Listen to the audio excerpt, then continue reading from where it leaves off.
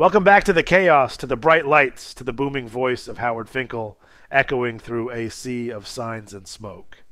It's January 22nd, 1994, Providence, Rhode Island, the night the WWF promised that 30 men would enter and only one would survive. The official Royal Rumble 1994 program is a time capsule from an empire at its peak. Slick, loud, self-assured, and absolutely certain that it owned the world. Flip through the pages and you can feel it. The pulse of pyrotechnics, the scent of sweat and leather, the whisper of destiny counting down from 10. This wasn't just another pay-per-view. This was the Federation's yearly baptism of chaos, the night where alliances die and careers are born in the space of a minute. The opening layout sets the tone with a storm of imagery. There's the WWF Championship on the line, the immortal casket match between Yokozuna and The Undertaker. The text reads like a funeral sermon. Yokozuna, the 568-pound mountain of power, enters as champion, but carries a secret fear, an ancient superstition about death, coffins, and finality. The article walks us through the trap. Paul Bearer and his charge-cornering Mr. Fuji into signing the match contract, sneaking in the one stipulation Yokozuna couldn't bear to read. It would be a casket match. The one contest where the dead man's world reigns supreme. The copy describes Yokozuna's eyes wide in panic as the lid creaks open, Bearer holding the urn high like a beacon for the damned. Yokozuna's dynasty, the line declares, meets its dead end tonight. Every word drips with doom. The reader doesn't need to see the match. The pages already make it feel inevitable. From the graveyard to the gutter, the tone whiplashes into gold and greed. Razor Ramon versus Erwin R. Shyster for the Intercontinental Championship. It's written like a mobster story. The bad guy flaunting his chains, IRS vowing to repossess them on behalf of the United States government. Every insult, every backstage assault, every briefcase blow is cataloged like evidence in a court case. When the bad guy meets the taxman, it warns, only one walks away with his pockets full. You can hear Razor's drawl through the ink, feel the swagger bleeding off the page. The magazine captures the essence of their feud. Not honor, not respect, but money, and the purest motivator the Federation ever knew. And then the family feud that could only happen in the WWF. The Quebecers versus Bret and Owen Hart for the tag team titles. The layout is clean and polished, but the story underneath is poison. It calls them brothers reunited but not reconciled. Bret's stoic confidence, Owen's nervous grin, the shadow of jealousy hanging over every photo. Johnny Polo, preening in his velvet jacket, mocks them from the sidelines, insisting that Jacques and Pierre are true Canadians, while the Harts are just family drama in tights. The writer doesn't hide the tension. He magnifies it. Blood is thicker than gold, the article says, but not always stronger.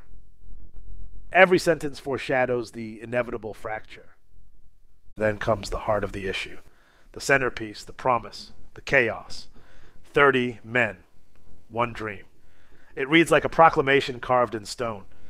The spread is a collage of faces. Luger, Michaels, Diesel, Savage, Bigelow, Crush, Doink, Tenryu, Kabuki, Martel, Backlund, Tatanka, Bret, Owen, every archetype the Federation could muster. The text reminds us that last year Yokozuna survived the field and went on to dethrone Bret Hart at WrestleMania 9. History, it warns, will repeat itself. The Royal Rumble, it says, turns minutes into legends. Every elimination, every countdown, every entrance theme is painted in prose like thunder. It promises one simple truth. When the smoke clears, one man will point at the WrestleMania sign and call it destiny. But the program doesn't stop to breathe. It rolls straight into revenge. Tatanka versus Ludwig Borga, the Finn who broke the streak. The spread is red and raw, a visual war cry. And the story revisits that fateful match when Borga and Yokozuna shattered Tatanka's ribs and ended his undefeated run. Now healed and furious, the Native American warrior returns not for victory, but for closure. This isn't about winning, Tatanka vows. It's about ending the nightmare. The page feels alive, so her feathers spattered with blood, smoke curling around the WWF logo. The promise is pain, and the crowd in Providence knows it.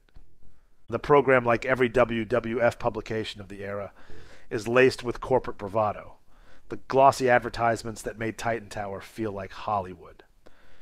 Lex Luger beams from an Ico Pro ad, frozen mid-pose under the words, "Don't just watch it, live it."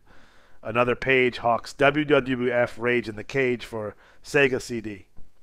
There's a plug for the History of WrestleMania VHS series, complete with a mail-in coupon offering a free mystery gift. Even the filler feels electric. Toll-free numbers, fan club hotlines, bright red banners shouting, "Call now!" It's capitalism in spandex, and it's glorious. A few pages later, a new name rises, Double J Jeff Jarrett. The program devotes 2 pages to his campaign of self-promotion. He's presented as Nashville's prodigal son, a second-generation egomaniac with a guitar, a grin, and a chip on his shoulder. He calls himself "Neither bigger than country music, better than any superstar in the WWF." The writers don't even bother arguing. They lean into it. Jarrett has the talent, they say, but he might need the whole roster to believe it.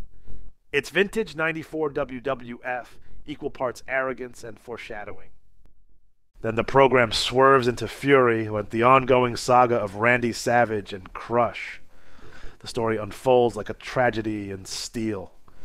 The article recounts Crush's betrayal on Monday Night Raw, the ambush that left Savage gasping for air against the guardrail, and the chaotic retaliation that got the Macho Man suspended from commentary duties. President Jack Tunney's official statement is reprinted word for word. Mr. Savage has demonstrated behavior unbecoming of a World Wrestling Federation broadcaster. But then, in italics, Savage's reply, "I'm no broadcaster. I'm a fighter, yeah.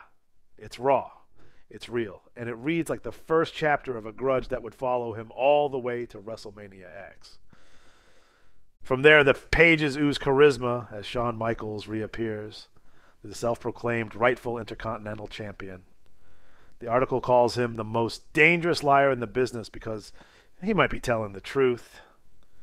Michaels, smug and smirking, polishes the belt he never officially lost, calling Razor's version a cheap imitation. The editors don't know it yet, but they're previewing the ladder match that would redefine the industry. Just 2 months later, every line drips with ego, and every photograph glows with prophecy. Johnny Polo pops up again, whining about the Quebecers' title defenses, complaining that no team left in the Federation deserves a shot. The championship committee disagrees. The text cuts him off cold. The Quebecers will defend the belts against all challengers. It's a perfect piece of silent storytelling, the foreshadowing before family implosion, the spark before the detonation that would split the Hart brothers apart forever. Then comes the darkness. A full-page photo of The Undertaker framed by the open casket, eyes rolled back, pallbearer clutching the urn. The quote runs beneath in Gothic type. "If you dare to enter the world of professional wrestling, prepare your soul to meet me on the dark side."